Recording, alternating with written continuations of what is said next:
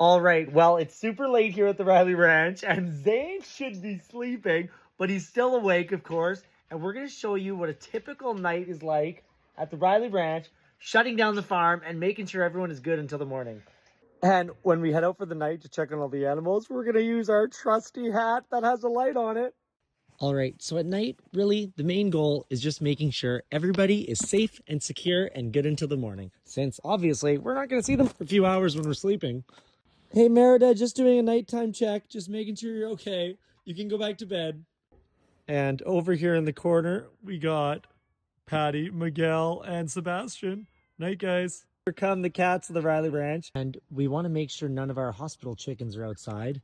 Oh, you guys are all cuddled up inside. You can go back to bed. Sorry. Louie, what are you doing? Shouldn't you be sleeping at this hour? And all our silkies are in bed, too. At night, there's cats everywhere we look. All right, well, Scrooge, Huey, Dewey, and Louie, well, they're ready for bed. Come on, guys. And we're going to turn some barn lights on just to have a little more extra security. You guys, it's time for bed. Everybody come in.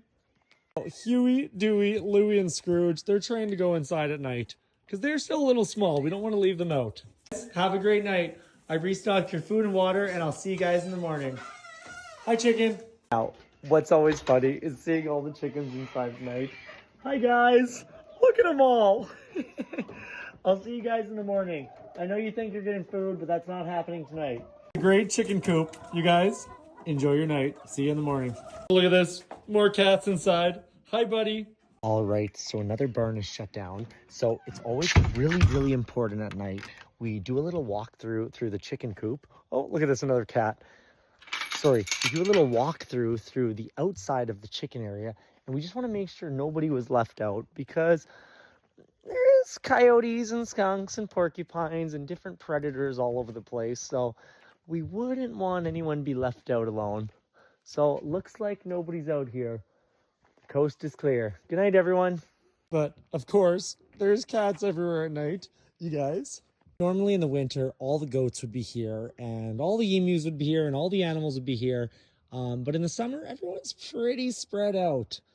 What's on the agenda after a few projects? Well, all these little buildings are going to be removed and we're going to build one kind of like a townhouse environment for all the goats and geese and animals.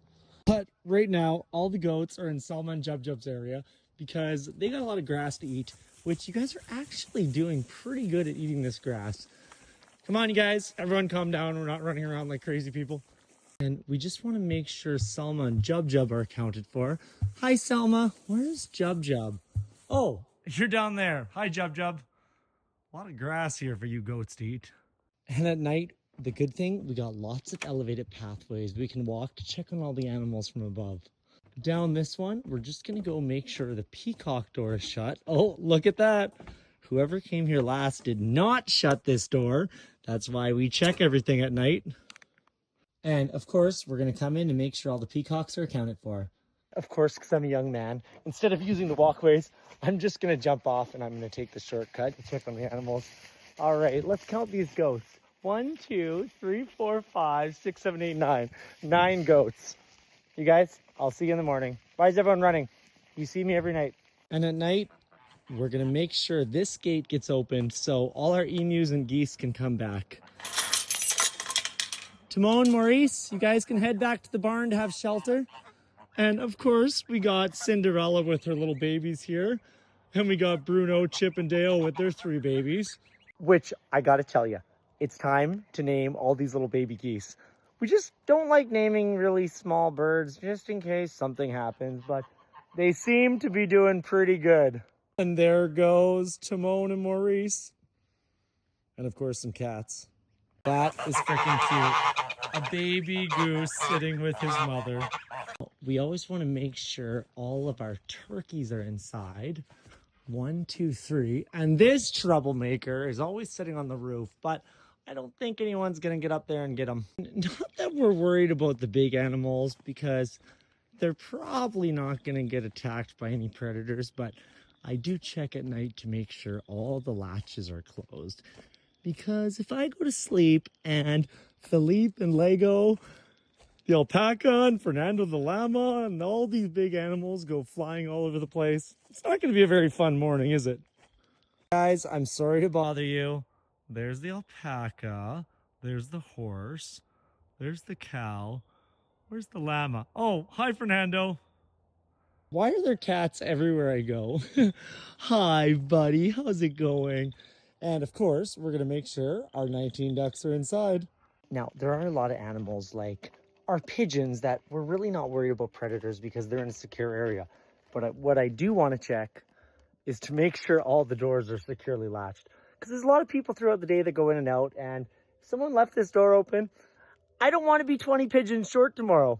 And you guys, I don't know why you two are up, but let's just do a little quality check and make sure the other two pigs are securely in their house. Oh, hello. Hello. Yep, everybody's here. And of course, why wouldn't there be a cat? And if you want to talk about walking around somewhere super sketchy at night, that would be heading out to check on the ostriches. You guys, please don't sneak up on me.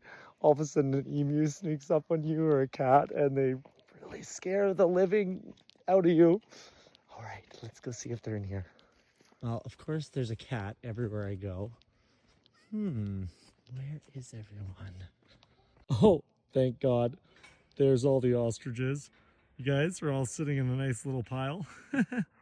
And that wraps up the outside. Oh man, pretty sure I just stepped in some really wet emu poop. That wraps up everyone outside. See you guys tomorrow.